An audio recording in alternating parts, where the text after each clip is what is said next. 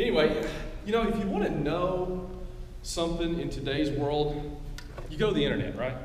Right? We go to the internet because you Google it, you're going to get the answer, right? I mean, everything's out there if you need something. So I was looking at this message and I thought, you know, we're going to talk about some stressful situations. And so I Googled, how do people handle stressful situations, right? Because if you've got a problem, you go to the internet, right?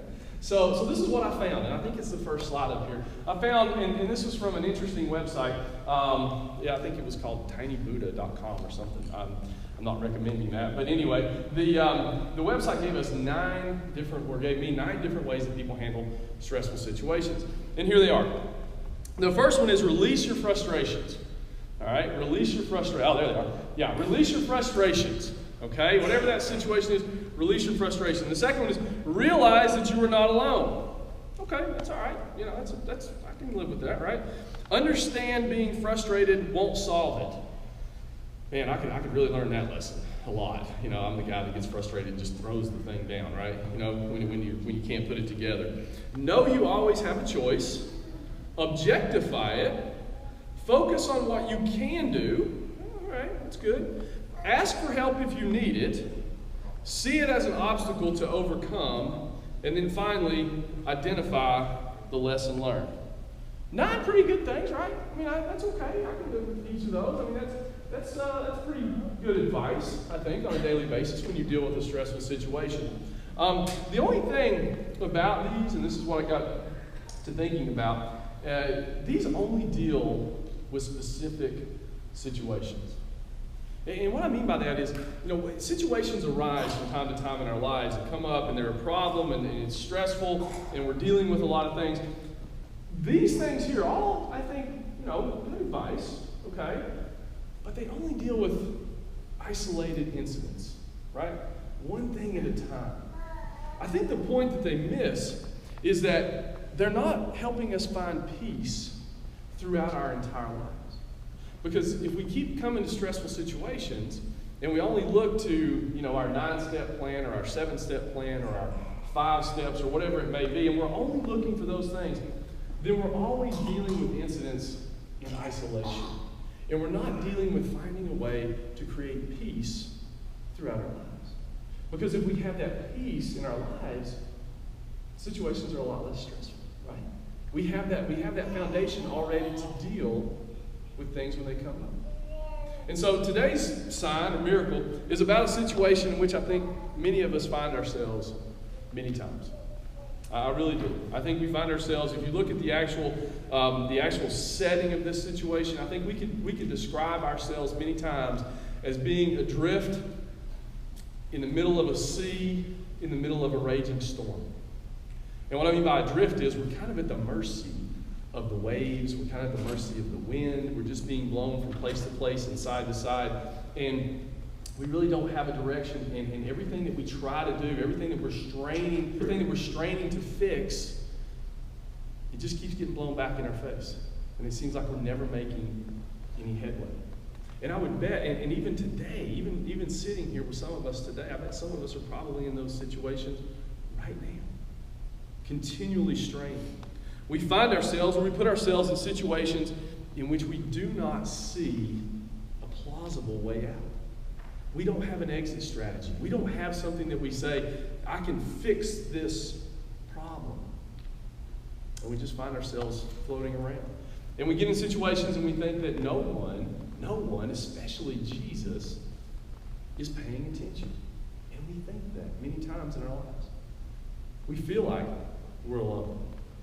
We feel like that we don't have anyone who can help us find that peace and get through that problem.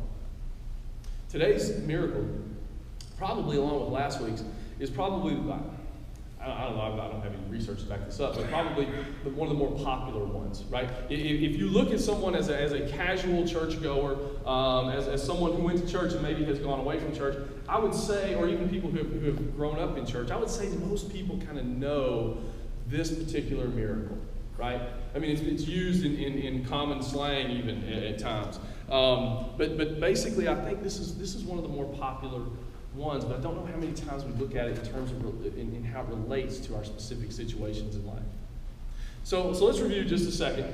Most of the time, John has picked these miracles and he picked them for a specific purpose, right? He picked specific ones to talk to us about, to show us that Jesus is who he says he is, that Jesus is the Son of God. And that's the purpose for these miracles that we're reading about in the book of John. And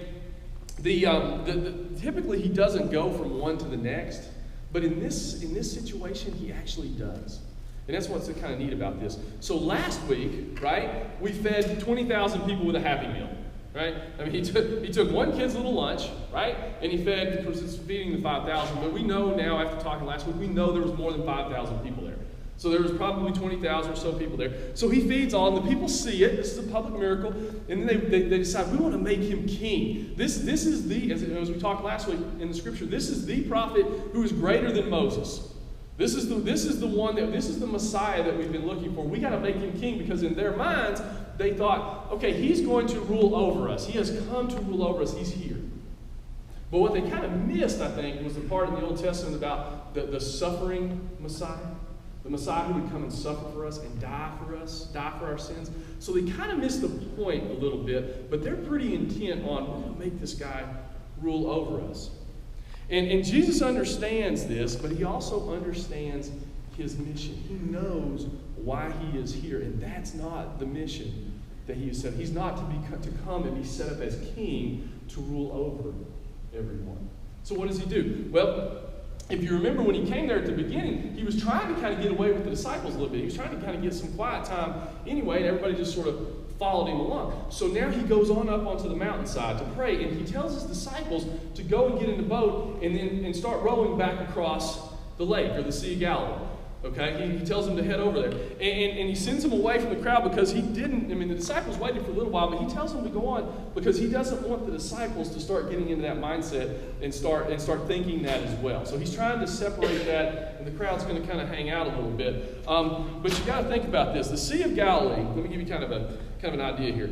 It's 7 miles wide and 17 miles long, roughly, okay, in that range, okay? And they had already rowed over once, right? They had rowed over, they had walked up a mountain, they had served dinner to 20,000 people, right?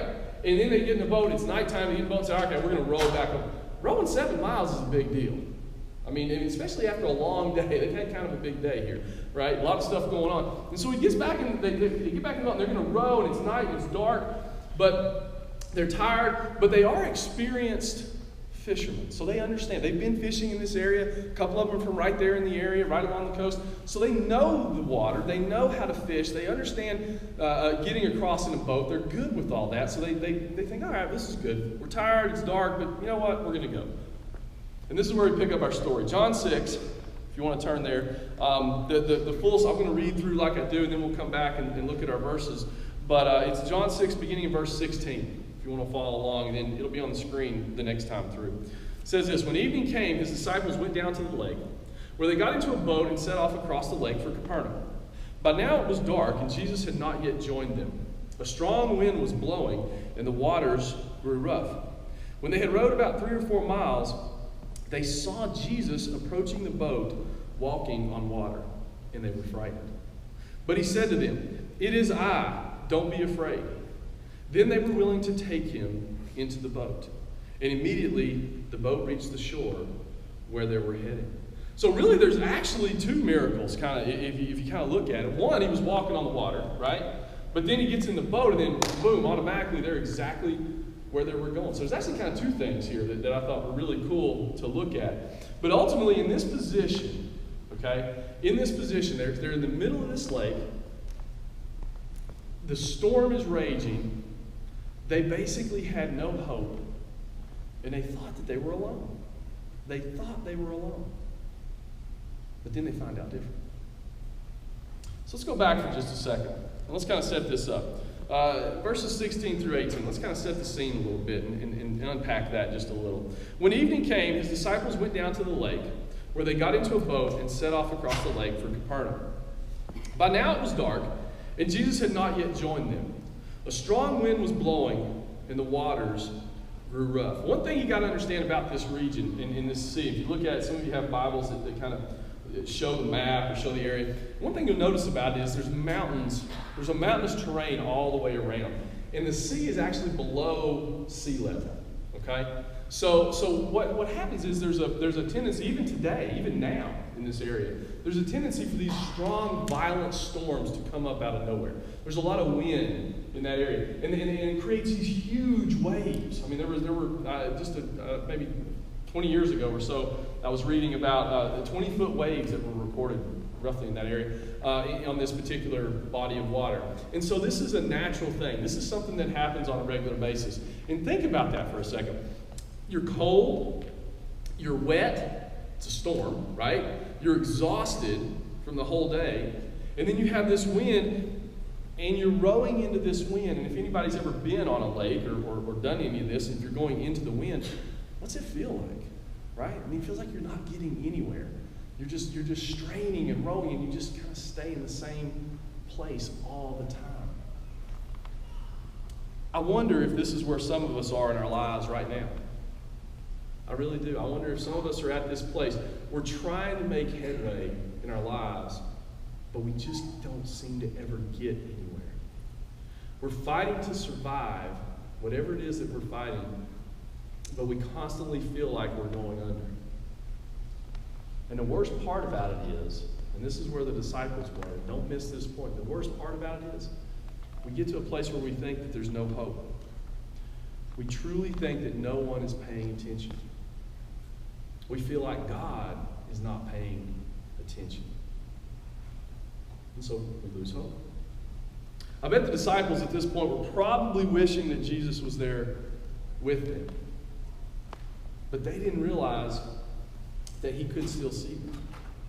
They didn't realize that he was there, and they actually weren't really looking for him to come in that situation. Verse 19, we read this. When they had rowed about 3 or 4 miles, they saw Jesus approaching the boat, walking on the water, and they were frightened. Remember, it was very dark. They didn't have lights in the boat, okay? It was dark. It's in the middle of a storm. There's no big lights. And so they don't, it's hard to see anyway. And any time that someone happens to be somewhere that you're not expecting them, what's your natural reaction? You're afraid, right? You're afraid. I got a story about this. The best joke that was ever played on me and the most scared I've ever been in my life happened to me in a place called Joplin, Missouri. Okay? If you ever want to tell you that's a trip, it's a funny story. But it was actually a church trip. It's one of those weird experiences of my life. But I was in Joplin, Missouri, and I was at a Bible college, and I was like 12 years old, 12 or 13. So my parents just sent me everywhere when I was young. I was like, go, see the world. So we were at this church conference, and I was coming back into the dorm. And it was dark. There was nobody around. I had run back because everybody else was gone to something, and I had come back because I forgot something as usual. And so I go into my dorm room. Now this is the middle of summer, and it's dark, and there's nobody around. Nobody. I didn't see anybody there. Wasn't expecting anybody there. So I run in my dorm room, and you just come in and you go into a room, and you reach for the light. You ever do that? I reached for the light, and there was a hand on the light. And I grabbed, and all I felt was skin and hand. And to this day, I'm 44 years old. I was 12 when this happened, I think. It's still the most scared I've ever been in my life. Imagine all those things that you would do when you get startled, and yes, I did them. Yes, all of them, okay? So it's still, in my life, was the most scared I've ever been. And what had happened was my youth pastor at the time, who was a wonderful man, he had actually saw me going back and had snuck in my room before I got there, and he put his hand over the light. So if you ever want a really good joke on somebody, that's one to pull. But I was scared to death because I wasn't expecting anybody to be there. And I was so scared, and that resonates in my mind still today, 30 years later, how scared I was. I can still see the room and see my reaction to that. So when people are somewhere that we don't expect them to be, we get frightened, right? We don't know how to do that. And so how do you handle that? Maybe that's you. You ever walk into a room when somebody's vacuuming, right? And they don't see you come in? You get that awkward moment like, oh I'm going to scare him to death. You know, do I go up and tap him on the shoulder? Do I yell? I mean, there's no way not to scare him, okay? I mean, it's just going to happen. So you get that awkward. So Jesus is walking out to them, and he's walking up to them, and they see him, and they get scared because they don't expect somebody to be walking on water. So what does he do? How do you address that? Well, here's what he does. Verse 20. But he said to them, "It is I. Don't be afraid." Then they were willing to take him into the boat. And immediately the boat reached the shore where they were heading. I wonder if they kind of like made him prove himself. You ever think about that? Like he's walking up and it's like, "It's I, don't be afraid." They're like, "Oh, wait a minute. We're going to check on you for just a second. All right, so how many wise men were there?" Right? You ask him some security questions like you get on the computer. Exactly how many wise men were there? You know, how old were you when you got left at the temple by your parents? Who's your real father? You know, that kind of thing. So they're asking, you wonder if he asking those security questions and if they let him actually get into the boat. But when they're willing, they invite him into the boat. And then what happens? They jet right off to the shore. They get exactly to where they were going. They go from an unmanageable, hopeless situation. They invite Jesus into the boat, and then boom, they're on the shore, and they're where they're going. Immediately, simply by inviting him in. You know, we see in other versions of this particular story, we see, you might ask the question, well, I thought Peter actually got out and walked on the boat. And he does, and that's part of the story in the other Gospels. But in John, we say, well, why doesn't he include that particular story? So just as a sidebar, I think that if you remember, John's purpose is showing us that Jesus is the Son of God, that Jesus is who he is. And I think he didn't necessarily want to take the focus off of Jesus in this particular setting. And so we don't see that particular piece of the story. However, I do want to bring something that I read earlier in the welcome. The passage from Mark that I read earlier. And I think this is a very important point for us to look at today. Mark says that Jesus saw them straining.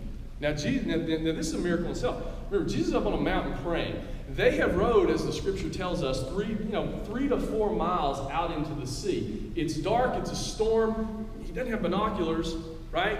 There's no human man-made way that he's going to see them. But Mark tells us and assures us that he sees them there. And this is why. Regardless of where we are, Jesus can see us.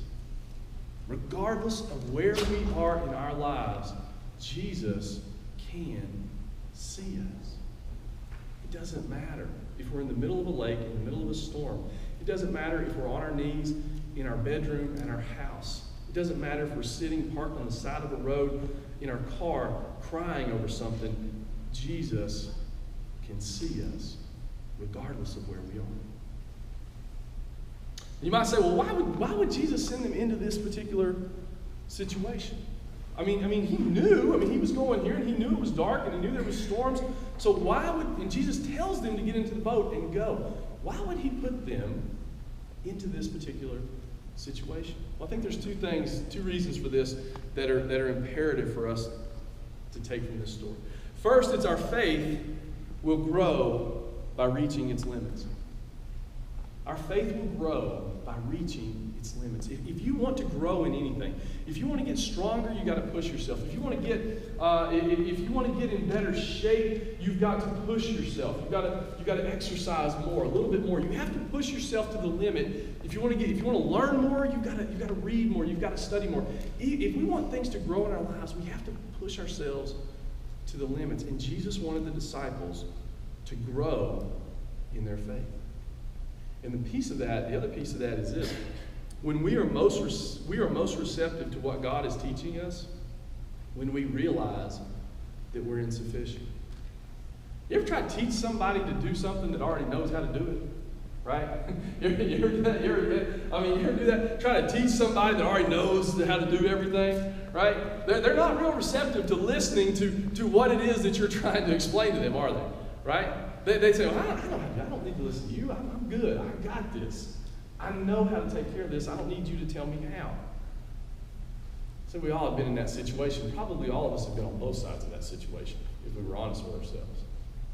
But the thing about this is, when we realize that we're insufficient, when the disciples realized that they couldn't solve the problem themselves, that they had no way to get out of the middle of that lake by themselves, guess what? They were open. They were receptive to what God was trying to teach them. And many times in our lives, unfortunately, many times we have to get to that place too. Many times we have to understand, we have to come to grips with the fact that we are insufficient. We cannot solve our own problems. But God can. God gives us that peace that we can take from day to day to day to deal with those problems instead of worrying about our 9 steps to deal with every problem that comes up. And there's a huge difference.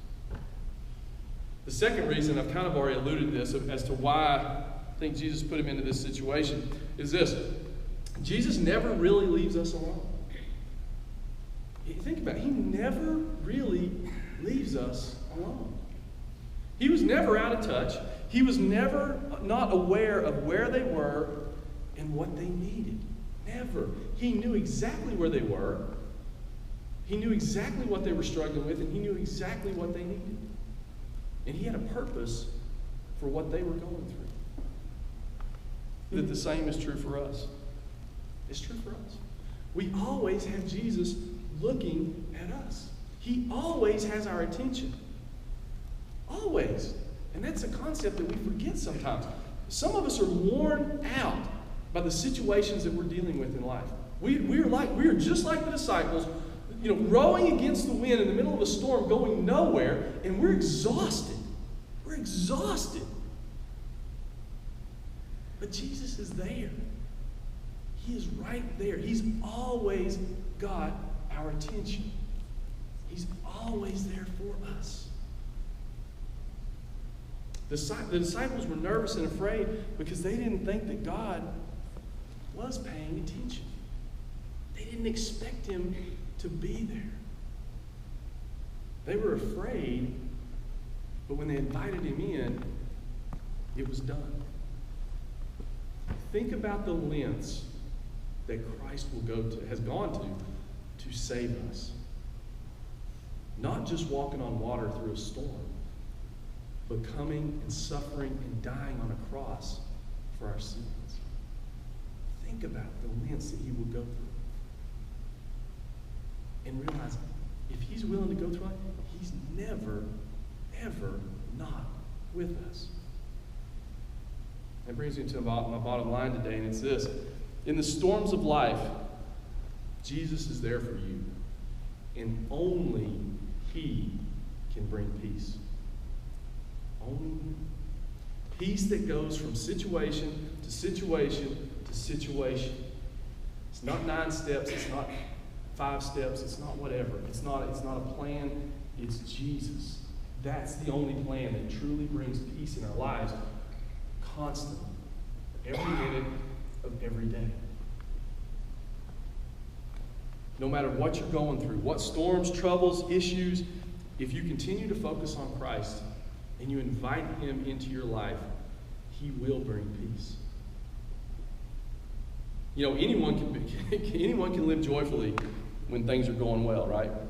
I mean, when things are going well, that's easy. That's when it's easy. Anybody can live joyfully when things are going well. But it takes the presence of Jesus to live at peace when life is falling apart.